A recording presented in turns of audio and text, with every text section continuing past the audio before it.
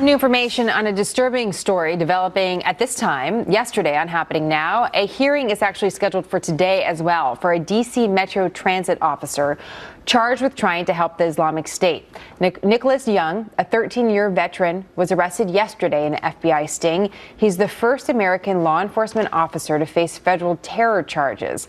Prosecutors say they've been watching him for years. We're going to get to that more in a second. All this is happening as we learn of another arrest. A man was arrested in North Carolina with alleged ties to the arrests made in Texas, the Texas extremists who plotted an attack on the Draw the Prophet Muhammad cartoon contest last year. You probably remember that story. Police say Eric Jamal Hendricks wanted to create an ISIS sleeper cell, and that's how they were able to get to him. Here's our legal panel for today. Eric Dexter, criminal defense attorney, and Brian Claypool, defense attorney as well. Brian, you have some issues with this D.C. case. You say that you think it could be an overreaction. Why do you believe that?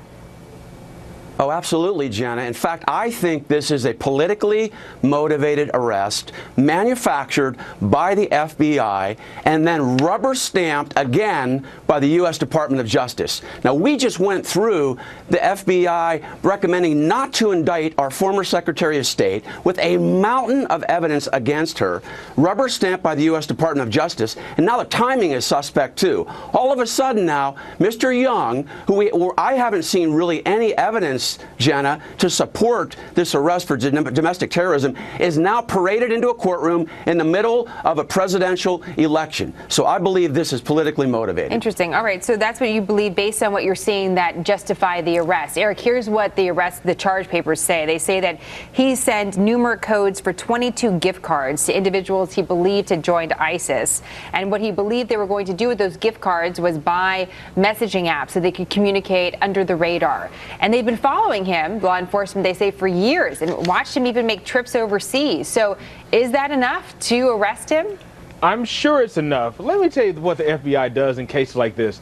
They take their time to make sure they get the right people. They want to give the person enough rope to hang themselves, in that they will put them under surveillance, see who they're talking to, read their messages, read their internet email. And this guy was actually kind of paranoid that his emails were being read, which he was right, because he was under surveillance. Because the FBI has to make sure that any type of person who is aiding and abetting ISIS will be captured, as well as any of their co-conspirators. But Brian, when you look back at some of the papers, it goes back to 2010. He had interviews with the FBI in 2011. So here we are, 5 years later. He even told the FBI that he went to Libya twice to fight with the rebels, and he had body armor when he came back into the country. The Customs and Border Enforcement Agency found that on him. So the fact that he's been, around and thinking he's working with someone that is a bad guy is alarming, I'm sure, especially to the people of D.C. Jenna, the FBI has been watching this guy for 5 years. That supports my argument.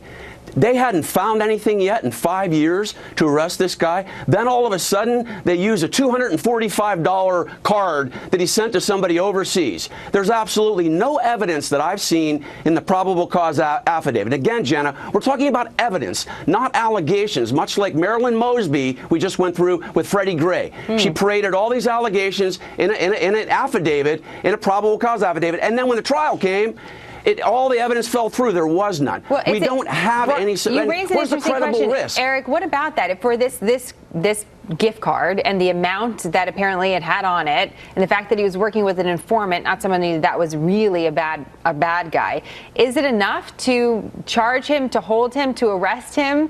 And is he really a threat to public safety? Of course it's enough. If this man thought that he was giving this information, or he actually gave this information to ISIS or someone who was aiding ISIS in planning an attack, of course that's enough. And Brian knows, just like I do, we have had cases where the FBI has investigated someone for multiple years. They gave them enough rope to go out there, contact your co-conspirators, talk to other people, and then when they get enough to indict, that's when they indict. They don't want to indict you too early because they want to make sure they have enough evidence. We got to go, unfortunately, but there'll be enough. Jenna. There'll be enough, Brian. Unfortunately, we're going to have to go. We're up against a commercial break. Okay. But we'll be watching this case, and as more comes out, we'll take a second look at it. Brian and Eric, thank you so much. Thank you.